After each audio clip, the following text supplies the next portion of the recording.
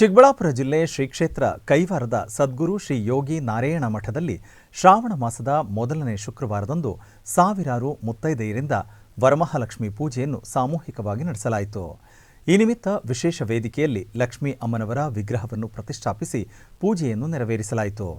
ಬಳಿಕ ತಾತಯ್ಯನವರ ಉತ್ಸವ ಮೂರ್ತಿಯನ್ನು ದೇವಾಲಯದಿಂದ ಸರ್ವಾಲಂಕೃತ ಪಲ್ಲಕ್ಕಿಯಲ್ಲಿ ಮಂಗಳವಾದ್ಯಗಳೊಂದಿಗೆ ಕರೆತಂದು ವೇದಿಕೆಯಲ್ಲಿ ಆಸೀನಗೊಳಿಸಲಾಯಿತು.